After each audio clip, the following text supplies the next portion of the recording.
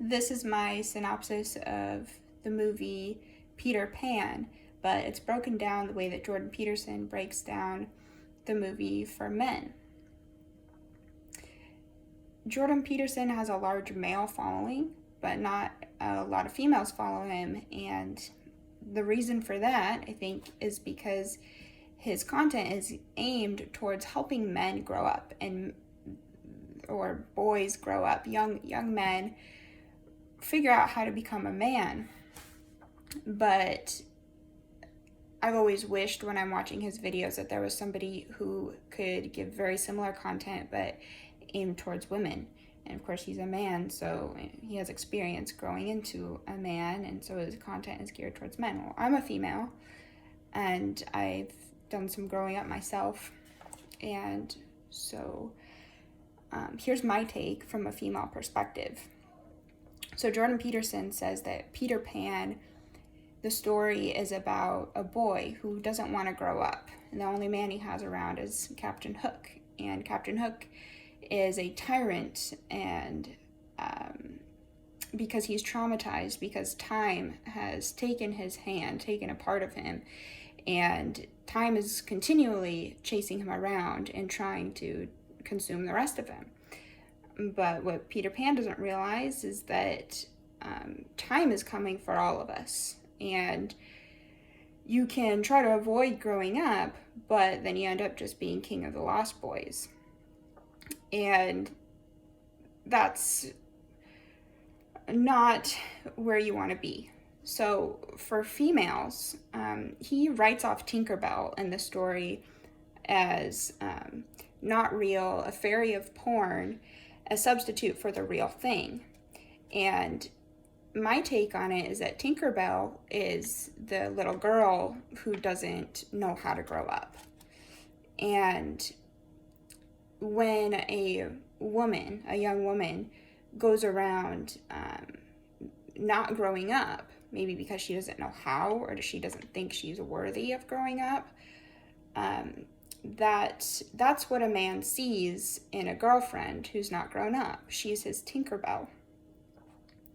So Tinkerbell isn't grown up. One of the very first images of Tinkerbell when she shows up in the movie is she's looking at herself in a mirror and looking at her hips, and she holds her hands up to her eyes to show that she's thinking how wide her hips are. Her hips are too wide, and she has that short dress. Even for a movie, in the 50s, she has that short dress, and she's very sexualized, and she's done it to herself. She chose what to wear, and she flies around. She follows Peter Pan around, doing what he wants to do, and she's jealous.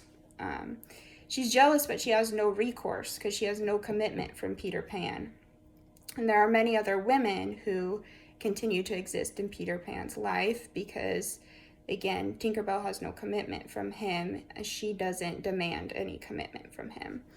And there are many other women in Peter's life because Tinkerbell is settling to be with a boy. He's a boy.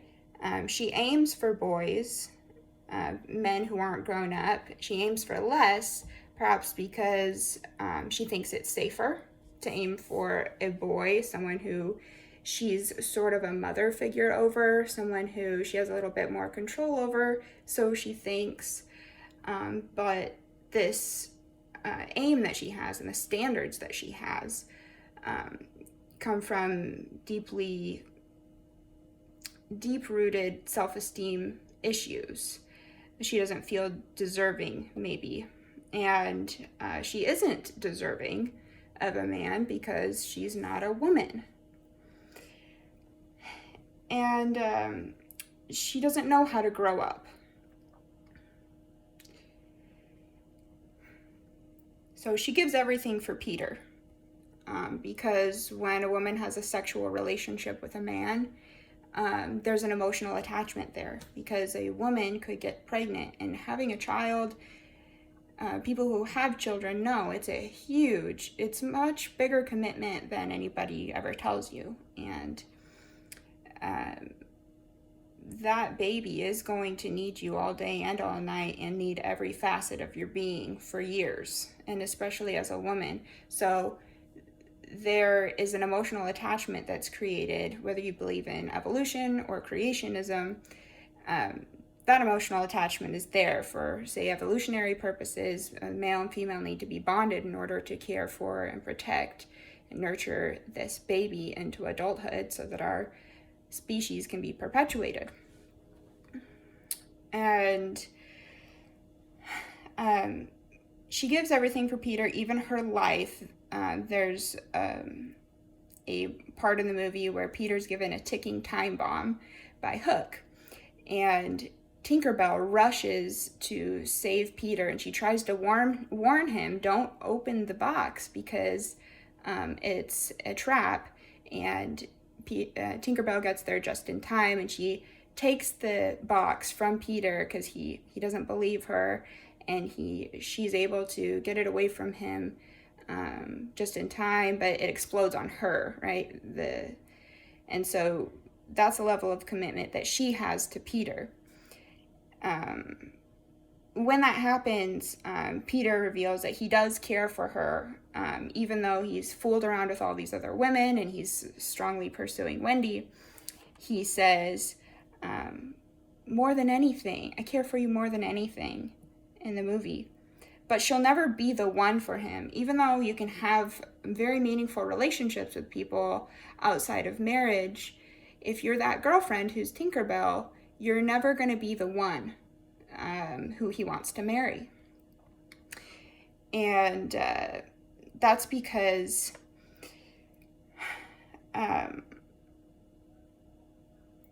she'll never be the one because her standards don't make him a man. Only a man will commit, and she doesn't make him commit. She allows him to be a boy. Now, Wendy makes him a man. She's the one who gets his commitment. So you look at the other women who we encounter in the movie. Wendy goes and meets the mermaids, and the mermaids are the women from his singledom, his time of being a bachelor, who are still lingering around in his life. He comes in and out of their lives, telling them some stories. He gets an ego kick out of it. And when Wendy meets these women, they tried to drown her. And she tells Peter, if you think for 1 minute that I'm going to deal with this, he doesn't let her finish that statement before he whisks her away on the next adventure. But she does assert her standards. And then the adventure that we're getting whisked on is to meet another woman, Tiger Lily. So Tiger Lily represents that after you've established, we're going to have monogamy in this relationship, the little boy who still hasn't grown up is going to meet other women while you're dating or after you've been married or whatever. He's going to meet other women, and if he hasn't become a man, he's not going to know how to deal with that situation. There are going to be women who try to pursue him, even if he's married, and unfortunately, in some cases, especially if he's married, other women want to pursue him. Other Tinkerbells want to pursue him. And so the new women have to be dealt with as well. And so Tiger Lily is flirting with Peter after he saves her, and it's okay that he saves her. In life, we're going to meet other people. We're going to perhaps do heroic acts for other people. Your husband may encounter other women who are attracted to him for whatever reason, but his response to the woman pursuing him can't be to get off on it. It can't be to try to provoke it some more. And so Wendy simply leaves this party that's going on. She says, "Oh, he's enjoying this flirtatious atmosphere with this girl, and I'm just going to leave, and whatever happens, happens." But she's not that emotionally invested because there's not a sexual relationship going on. She has the upper hand, whereas Tinkerbell doesn't. Tinkerbell has to respond with extreme jealousy and a sense of theft and betrayal from her because she's given too much, and Peter Pan actually, he hasn't made that commitment to Tinkerbell, so she has no recourse. Wendy has recourse. She can simply leave. And so the response, when all the boys come home and they're all having jolly spirits, and Peter comes home with them, and Wendy's not celebrating, and he says, "Everybody else loves me. What are you doing?" And she's very emotionally neutral, and she says that she's disappointed. Again, she asserts her standards, but she's not getting red in the face, and she's not shouting. She's just saying, "Well, you don't fit me. These are my standards, and you don't fit, and I don't like that. I'm disappointed." And Peter Pan's response is that he goes off and pouts. He has to go think about this for a while because she's given him something that's not an ultimatum. She's not saying, "If you don't stop this, then I'm leaving." She's just saying, "Well, I'm leaving because you don't fit me. And if you grow up and fit into my standards, then maybe I'll forgive you," but maybe she won't. She's pretty indifferent, And so he has a choice if she decides to forgive him, but it's not an ultimatum. She has standards, and that's her shape. And he either fits or he does not fit. And only a man who's monogamous and ready to leave the world, leave lust behind, is going to fit her shape, and she'll accept him. And so there's a necessity of Wendy. There's a larger impact to society as a whole, because men and women are required to raise children. And the woman oftentimes is the catalyst who turns a boy into a man. The woman demands that the woman's standards and her chastity are what compel a boy to become a man, because he's not worthy of a woman until he becomes a man. So I was watching Jordan Peterson's video, and summing it up, he says Pan doesn't want to become Hook because Hook is a traumatized tyrant suffering existentially because of his awareness of the consuming nature of the passage of time. But time is consuming Peter as well. Hook gives Peter a ticking time bomb, but it's Tinkerbell who saves him. The girlfriend who wants to grow up but doesn't know that the key is to change the shape of her standards to only fit a mature man and not a boy. The cost of letting a partner fill your shape is similar whether it's a man or a boy.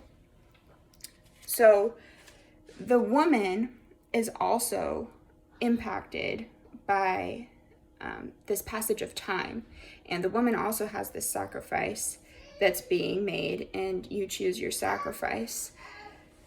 And